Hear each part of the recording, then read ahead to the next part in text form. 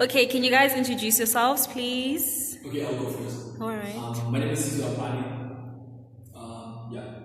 My name is Delphia and I'm All right, We are guys. all fifth-year medical students from Cuba. We currently doing our 5th year in VITS. So yeah. All right. So, can you guys tell me about this program? What exactly is it? Like, what does it entail? How does it work? We are part of the Cuban medical training program. Basically what it is because we have such a deficient number of doctors in the country, our government decided to increase the amount of doctors that we have, running towards the implementation of the NHI and just improving the general health in South Africa. So what happened, it's been happening for the past decade, but in the last 4 years they decided to take a large number of students. So in preparation of the NHI and just improving the general health of South Africa and South Africans, we need to have more doctors, which is something that we do not have. We have a chronic shortness of doctors, and due to South African doctors also going to other countries to practice there, it's been a challenge, in improving the doctor-patient ratio in the country. Okay. So hence this program came about. So, how did you guys get into it? You can each tell your story if it's different. It's totally different. Okay. Because on my side, my mom's aunt heard about it on SFM and she told me to go get the forms at a nearby hospital. I was told by my uncle, he's a teacher, so he's the one who gave me the forms and gave them to me and then I applied. Yes, I was doing some community work at a hospital and I told them that I would be a doctor, so they told me I can have also another option of going to study in Cuba to become a doctor. Right. Okay, so how did you guys feel when you got to Cuba? What was the thing that shocked you the most? A lot of things. Because before we left, we had an orientation, like students that were already there and were here like on vacation would come and then they would tell us like how Cuba is, what they eat, like everything that's going on there. And the things they were saying, I think the biggest culture shock there is just how people behave and just how people dress. I think the first thing that you just notice, besides the climate, besides the transport, but you get there, people just behave a totally different way. They talk a different way. The food is totally different. And it takes time to actually get used to it. At first it's bad, but until you find like some good spots around. But I think, the biggest shock is just the food, the transportation, the behavior. And the language, guys. And the language. When you get to Cuba, it's Spanish everywhere. Nobody can talk English. Only very few. When we landed, there were forms that you need to fill in, and they were written in Spanish. And so this lady that we were with, she was like, guys, we just got here, we were just studying. So imagine you land and they give you a form. You don't even know that you're supposed to fill it in. Wow. How are you supposed to do That's how deep it is. Wow. And we had to learn Spanish in Spanish. Spanish. Not Spanish in English. It's not like they teach you Spanish new language in English. No. They don't say this shoe is zapato. They say zapato. So you just have to read between It's like in English, Wow. this shoe, it's a shoe. you don't know what they mean, but as time went, we got used to it. Because sometimes they would ask the question "Como te llama?" and you would literally laugh. Oh, shame. You don't know what they're saying. All right. What are some of the misconceptions about Cuban trained students? Whoa, there's a lot. There's a lot. I think the biggest one is the fact that we are undertrained. And I'll explain it. Because the problem is we are trained in a whole different setting. It's a whole different health system.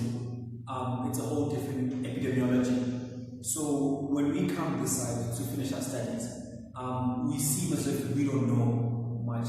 Now, mind you, we studied in a foreign language, in a different setting, different epidemiology. So our approach is also different. So now it takes some adapting for us, some shifting for us, and during that transition, you become labeled with different things. Because also, you can imagine, you have not been speaking English for like a long time. So when you come this side, you need to adapt, you need to restudy, redo everything again in English with a different all the words. medicine you know, it's in You know, Spanish. even the way you think, You the way you approach think in problems, Spanish. it's different. So I think the biggest misconception is the fact that we are undertrained, which is not true, not necessarily true. Because we are taught preventative medicine. And the case of Africa, it's curative medicine. Yeah. So in the long term, once we actually adapt to what is here, I think in a way it gives us an advantage. But that process of just adapting is really, you know, how can we define this? Anything else, ladies? It's just about Okay. Okay. What is one thing you miss about Cuba that you thought you wouldn't? There's no crime. There's no crime. Don't lie. Oh, Seriously, you wake up at 3 a.m. It's virtually non-existent. non-existent. Virtually non-existent. You can walk with your headset Minimum- on, like minimum- with your eyes closed, holding it.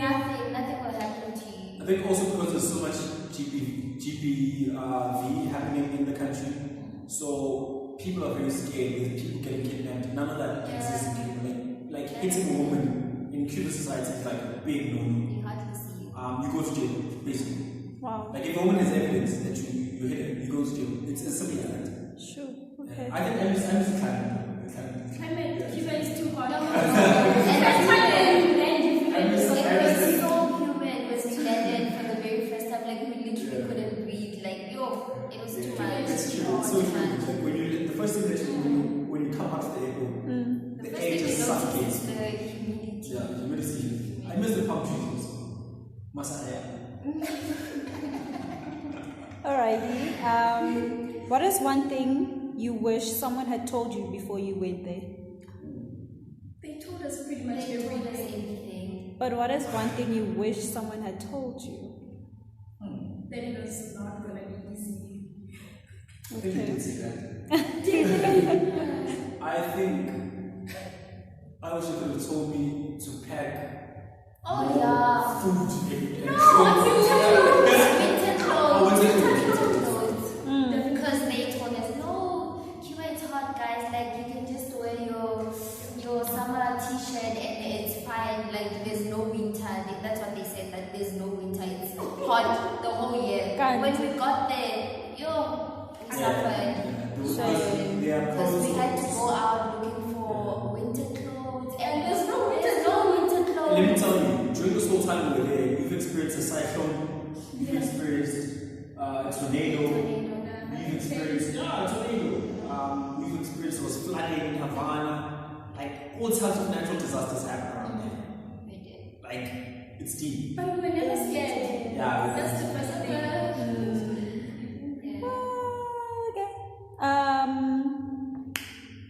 What is one thing you think, like if someone is applying to go there, what's one thing they should do to help them secure a spot for themselves? Get good grades, apply in time. When you go for the interviews, just know as much as you can. This is like after you got like selected, you go for interviews and stuff.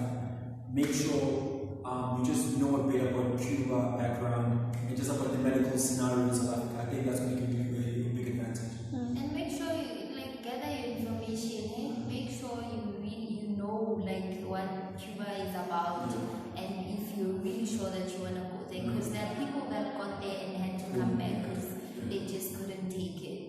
So you have to prepare yourself, be mentally ready. Because even at the interview, they ask you, can you stand Can this? you stand this? Can you be away from your family for 2 years?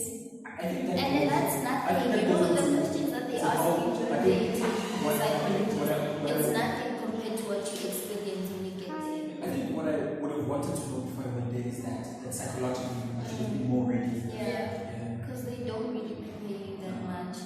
So you just, when you're there, just know what you want. That's it. Simple put. Yeah. Okay.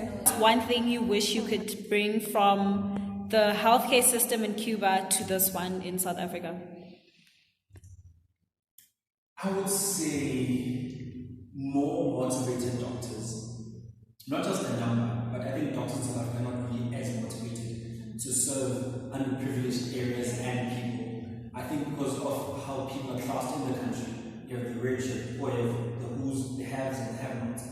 So I think that kind of creates a divide, in their healthcare received by people. So I think I'd have people in public health being more motivated, being more inspired to actually serve the people. Because in the end, man, I mean, if we can drive public health, our health is basically down to the ground.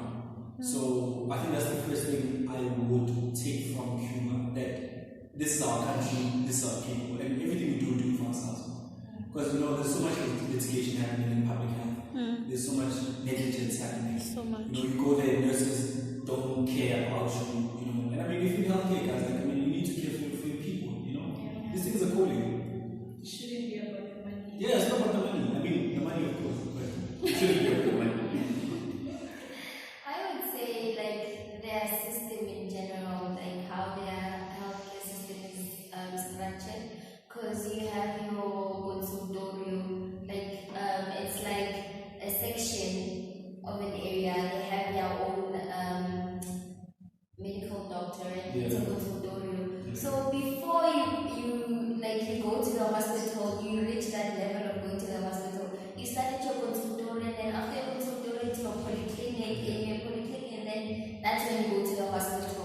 We kind of have that though. You have that. It's like a consulting group. It's a consulting In Cuba, every 4 streets has a It doctor. has a doctor. Like assigned by the government. Every Okay. literally. It sounds mind-blowing, but that's exactly how it is. So everyone has access to that. It's never long. Yeah, it's difficult to access a doctor. And those doctors actually go to patients' houses. They go to patients' houses. They house the house, Yeah. house the patient, but They have their cell phones. A doctor comes to you. You don't go to the doctor. Well, you do go to the doctor, but they also come to you. they also If you are unable to, they come to you. Here in South Africa, no. I haven't seen it. I don't know. We haven't been here for 6 years, but we are just assuming that they don't have that system. And I also take the whole preventative medicine thing. Yes. Yeah. I also feel like our system is flawed in that we only come in at the end when you're already sick, about to die, instead of coming in the beginning. And that's why we have this channel, so we can, get there before we are sick. Okay, guys, any last words for the people? Your socials, maybe, if you want to be followed, My Instagram is Sizwe_A. Okay. Yeah, or on YouTube, I'm Sizwe. Okay. You're on YouTube? Yeah, I have a channel. No, thank you. That's my It's Delphia. Yes, It's Delphia Delphia. with my With no post. Instagram with no post. Last words from me, whatever you want to go for, guys, go for it. It's not impossible. It might not be easy, but it's not impossible. All right, guys, thank you so much. Thank you for having me. It's not a game, it's a rich thing.